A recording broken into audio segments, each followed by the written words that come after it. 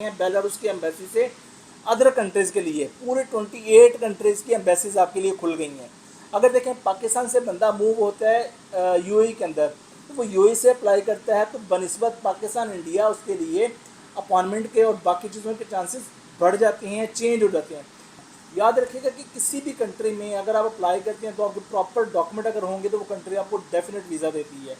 अब एक बंदा ऐसा उठता है जो यानी कि नौकरी पेशा बंदा है, वो उठता है, उसका कोई कारोबारी बैकग्राउंड नहीं है, तो डेफिनेट उसकी वीज़ा रिजेक्शन के चांसेस बहुत बढ़ जाते हैं। अगर आप अप्लाई करते हैं तो आपने अपने डॉक्यूमेंट इस नोयत के बनाने हैं, जब भी आप अपने डॉक्यूमेंट अप्लाई करें तो आप नहीं बोलते वहाँ पर एम्बेसी के अंदर, आपके डॉक्यूमेंट की बेस पर वीज़ा लगना होता है। अस्सलाम वालेकुम दोस्तों, कैसे ठीक ठाक उम्मीद करता हूँ सब खैरियत से होंगे और बिल्कुल ठीक ठाक होंगे। आज एक बहुत ही ज़बरदस्त कंट्री मैं आप लोगों को बताऊँगा। आपने बहुत ज़्यादा उसके ऊपर वीडियोस देखी भी होंगी। अगर जिन जिन दोस्तों को इसके बारे में पूरी मालूमात नहीं है, अगर वो ये वीडियो आखिर तक देखेंगे तो उन्हें बहुत ज़्यादा उनके नॉलेज में इजाफा होगा और किस तरह से लीगली आप इस कंट्री में मूव हो सकते हैं और आपको यहाँ पर क्या क्या बेनिफिट्स होंगे, उसके बारे में आज बात करते हैं। बेलारूस कंट्री है जो कि रशिया का पार्ट था। नाउ ये कंट्री इन यूरोप है और बिल्कुल ये 3 कंट्रीज़ के साथ रहती हैं। मैप में भी आप देख रहे होंगे लैटविया, लिथुआनिया और पोलैंड के साथ इसका बॉर्डर टच होता है। और ये वो कंट्री है जिसने दूसरे जंग अज़ीम के अंदर भी हिस्सा लिया था और आज भी यहाँ पर बहुत ज़्यादा तारीख़ी मकामात हैं जब इन लोगों ने लड़ के ये एरिया फ़तह किया था। ठीक है जी। और ये बहुत ही सरसब्ज़ शादाब एरिया है। मौसम यहाँ का बहुत खुशगवार रहता है और बहुत सारे लोग यहाँ पर जाते हैं कि हम यहाँ से शेंजन में एंटर हो सकेंगे। बहुत से लोग यहाँ पर जाते हैं, मुख्तलिफ़ मफादात होती हैं उनके, लेकिन ये कंट्री की अगर बात करें तो हर लिहाज से ये कंट्री की खूबसूरती बहुत बेहतर है। और पाकिस्तान इंडिया के अंदर अगर जो लोग खेती बाड़ी करते हैं वहाँ पर ट्रैक्टर इस्तेमाल होते हैं, तो बेलारूशियन जो ट्रैक्टर हैं वो बहुत फेमस हैं हर जगह पर। और इस जगह इस टाइम अगर कोई छोटे कारोबारी हजरात हैं उनके लिए बहुत अच्छा चांस है यहाँ पर अपनी सकाफत को, अपने बिज़नेस को इंट्रोड्यूस करवाने का। अब यहाँ पर जा कैसे सकते हैं, मेन मुद्दा, मेन पॉइंट हमारा ये है कि क्या क्या आपके पास लीगल ऑप्शंस हैं यहाँ पर मूव होने की और बिज़नेस अपॉर्चुनिटीज़ क्या हैं, किस तरह से आप इसका वीज़ा इंडिया, पाकिस्तान, बांग्लादेश, नेपाल, अफ़गानिस्तान से ले सकते हैं। तो आए इसके ऊपर बात करते हैं और जो इसके चंद पहलू हैं वो आप लोगों के साथ शेयर करते हैं। सबसे पहला, अगर कोई बंदा कारोबारी है, छोटे कारोबारी हजरात हैं, वो क्या करें कि किसी कंपनी के साथ रब्ता करें, वहाँ से वो उस कंपनी का इन्विटेशन लेटर लें, जी मैं अपने कारोबार को यहाँ पर प्रमोट करने के लिए आना चाहता हूँ, देखना चाहता हूँ कि मेरे कारोबार के लिए यहाँ पर क्या क्या अपॉर्चुनिटीज़ हैं। याद रखिएगा कि किसी भी कंट्री में अगर आप अप्लाई करते हैं तो आपके प्रॉपर डॉक्यूमेंट अगर होंगे तो वो कंट्री आपको डेफिनेट वीज़ा देती है। अब एक बंदा ऐसा उठता है जो यानी कि नौकरी पेशा बंदा है, वो उठता है, उसका कोई कारोबारी बैकग्राउंड नहीं है, तो डेफिनेट उसकी वीज़ा रिजेक्शन के चांसेस बहुत बढ़ जाते हैं। अगर आप अप्लाई करते हैं तो आपने अपने डॉक्यूमेंट इस नोयत के बनाने हैं, जब भी आप अपने डॉक्यूमेंट अप्लाई करें तो आप नहीं बोलते वहाँ पर एम्बेसी के अंदर, आपके डॉक्यूमेंट की बेस पर वीज़ा लगना होता है। तो पिछली वीडियो के अंदर भी मैंने ये जिक्र किया था कि किन वजूहात की वजह से हमारा वीज़ा रिजेक्ट होता है, किन वजूहात के ऊपर हमारा वीज़ा लगता है। तो आपने जिस भी स्टेटस के ऊपर अप्लाई करना है, अगर आप बिज़नेस के ऊपर जा रहे हैं, बिज़नेस इन्विटेशन के ऊपर जा रहे हैं, अब क्या होता है, मैं कुछ एक्सपीरियंस आप लोगों के साथ शेयर कर लेता हूँ। एक बंदे के साथ हम खुद बंदों को लेके जाते हैं एम्बेसी के अंदर सम टाइम, अगर उनका कोई इन्विटेशन वगैरह अरेंज करके देते हैं जिन्होंने वीज़ा लगवाना होता है। अब एक बंदा अगर वेल प्रिपेयर होकर गया हुआ, 3 चीज़ें यहाँ पर मैटर करती हैं, 3 चीज़ें आपने याद रखना है। सबसे पहली आपकी पर्सनैलिटी है। सबसे पहली आपकी पर्सनैलिटी है कि अगर आप एक वीज़ा लेना जा रहे हैं तो जाहिर सी बात है कि उन्होंने देखना है कि ये बंदा इतना कैपेबल है कि वहाँ पर उस माहौल के अंदर जाके एडजस्ट हो सकता है। दूसरा, आपकी स्पीकिंग पावर।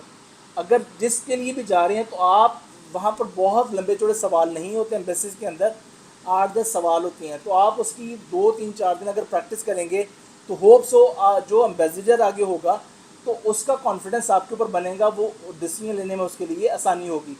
तीसरी चीज़, आपके डॉक्यूमेंट वेल प्रिपेयर होने चाहिए। ठीक है जी।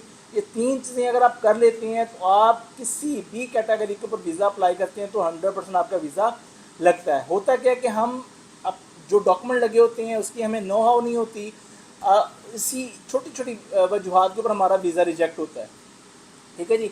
एक तो सबसे पहली बात है कि अगर आप बेलारूस मूव होना चाहती हैं बिजनेस इनविटेशन के ऊपर, आप बेलारूस के अंदर जा सकते हैं। दूसरा पॉइंट मैं आपको बता दूं, ऐसे लोग जिनकी एज है 20 से लेके 35, 20 से लेके 35 के दौरान है और उनकी क्वालिफ़िकेशन इंटरमीडिएट से ऊपर है, वो यहाँ पर रशियन लैंग्वेज का कोर्स कर सकते हैं। वहाँ पर मुख्तलिफ जो इंस्टीट्यूट हैं, मुख्तलिफ कॉलेजेस हैं, वो यहाँ पर एडमिशन दे रही होती हैं लैंग्वेज के लिए। प्रॉपर आपने जाना है, अगेन एंड अगेन कोशिश किया करें कि एक नंबर रास्ता इस्तेमाल किया करें। रास्ते होती हैं, हर कंट्री में वीज़े लग रहे होते हैं, लेकिन जब आप क्या करते हैं, किसी को देख के अपना फ़ाइल प्रिपेयर करते हैं, हर बंदे का प्रोफाइल डिफरेंट होता है। तो दूसरा पॉइंट मैं आपको बता रहा हूँ कि जो स्टूडेंट है जाना चाह रहे हैं वो यहाँ पर जा सकते हैं। वो 1 साल का कोर्स लें, रशियन लैंग्वेज सीखें, तो वहाँ पर जब स्टूडेंट कार्ड उनका बन जाता है तो उसके ऊपर भी उनके लिए आगे मूव होने के चांसेस बढ़ते हैं। तो अगेन एंड अगेन मैं आपको बता दूं कि बेलारूस ऐसा कंट्री है, यहाँ पर आप चले जाते तो आपके लिए पूरा यूरोप ओपन हो सकता है लीगली। देखें, पहले पॉइंट के ऊपर बात करते हैं, जो पहले मैंने आपको बिज़नेस इनविटेशन बताया। बिज़नेस इनविटेशन के ऊपर आप जाते हैं, आपको कोई कारोबार समझ आता है, आप अपनी कंपनी अगर वहाँ पर रजिस्टर कर लेते हैं, आपको एग्जिट एंट्री करनी है। उसके लिए पहले आप बिज़नेस इनविटेशन पे गए हैं, दोबारा आप अपनी कंपनी के वीज़े पे जाएंगे। जब आप अपनी कंपनी के वीज़े पे जाएंगे तो आपको मिनिमम 1 साल का वीज़ा मिलेगा।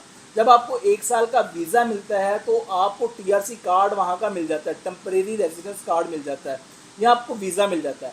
उस वीज़े के ऊपर आपके पास चांसेस हैं, वहीं से उसी के एम्बेसी से आप अप्लाई कर सकते हैं, बेलारूस की एम्बेसी से अदर कंट्रीज़ के लिए। पूरे 28 कंट्रीज़ की एम्बेसीज आपके लिए खुल गई हैं।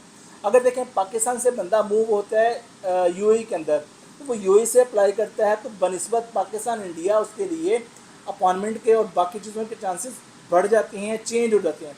इसीलिए जब आपका रीजन चेंज होता है, आपका कंट्री चेंज होता है, आप किसी अच्छी कंट्री में जाते हैं, तो वहाँ पर आपके लिए चांसेस डिफरेंट हो जाते हैं।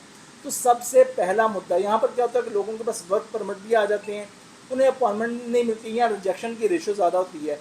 तो अगर बेलारूस जैसी कंट्री के अंदर आप जाते हैं, वहाँ पर इन सब चीज़ों का आपको बेनिफिट है। वहाँ पर वीज़ा भी आपका लगेगा। अगर आप मूव होते हैं इस तरह बेलारूस जैसी कंट्री के अंदर, वहाँ पर अगर आप अपनी कंपनी का 1 साल का वीज़ा ले लेते हैं और 1 साल आप स्टे कर लेते हैं, तो आपके लिए वीज़ा लगने के चांसेस बहुत बढ़ जाते हैं। इसीलिए इसी तरह से अगर आप स्टूडेंट वीज़ा पे जाते हैं तो स्टूडेंट भी वीज़ा 1 साल का है। आप किसी भी कंट्री में 3 से 6 माह रहते हैं तो आपके लिए अपॉर्चुनिटीज़ क्रिएट होती हैं अदर कंट्री में मूव होने के लिए। तो इस टाइम अगर आप शेंजन में मूव होना चाहते हैं, वैसे तो हम देखते हैं शेंजन का वीज़ा भी बहुत मुश्किल नहीं है, आप प्रॉपर डॉक्यूमेंट के साथ अगर जाते हैं, तो बेलारूस राइट नाउ जो इस टाइम सिचुएशन है, इस लिहाज से बहुत बेहतरीन ऑप्शन है। अगर आप मूव होना चाहते हैं बेलारूस और इसको स्टेप बनाकर आगे किसी कंट्री में लीगली मूव होना चाहते हैं, अगेन एंड अगेन मैं आपको बताऊं कि मैं लीगल का आपको मशवरा दे रहा हूँ। आप उस कंट्री में जाएं, अपने डॉक्यूमेंट बनाएं, अपनी कंपनी बनाएं, अपना स्टेटस लीगल करें। वहाँ पर उस जैसे आप यूए में आए तो एमिरेट्स आईडी आपकी बन गई, आप उस एमिरेट्स आईडी के बिहाफ के ऊपर बहुत सी कंट्रीज़ आपको ऑन अराइवल भी हो जाती हैं और बहुत आपके डॉक्यूमेंट के अंदर बहुत ज़्यादा रिलैक्सेशन आ जाती हैं। इसी तरह से जब आप बेलारूस का 1 साल का वीज़ा आपको मिल जाता है, आप वहाँ पर आपके लिए ऑप्शंस हैं, शेंजन पूरा आपके लिए खुल जाता है, पूरा शेंजन आपके लिए ओपन हो जाता है। 3 कंट्रीज़ के तो बॉर्डर इसके साथ लगते हैं। अगर आप मूव होना चाहते हैं बेलारूस के अंदर, किसी भी तरह की आपको गाइडलाइन चाहिए, तो स्क्रीन के ऊपर हमारा नंबर चल रहा है, इसके ऊपर आप रब्ता करके हमसे मालूमात भी ले सकते हैं। और अगर वीडियो पसंद आई हो तो इसे लाइक कमेंट शेयर लाजमी कर दीजिएगा। चैनल को सब्सक्राइब करेंगे तो इस तरह की इन्फॉर्मेटिव वीडियोस आपको मिलती रहेंगी। नेक्स्ट किस टॉपिक के ऊपर आपको वीडियो चाहिए कमेंट सेक्शन में लाजमी बताइएगा, तो इंशाल्लाह ताला उसी के ऊपर आपको वीडियो बना के आपकी खिदमत में हाजिर करेंगे। तो उम्मीद है कि आज की वीडियो आपको पसंद आई होगी। अपना बहुत सारा ख्याल रखिएगा, मुझे इजाज़त दीजिएगा, फिर मिलते हैं इंशाल्लाह ताला नेक्स्ट वीडियो के अंदर।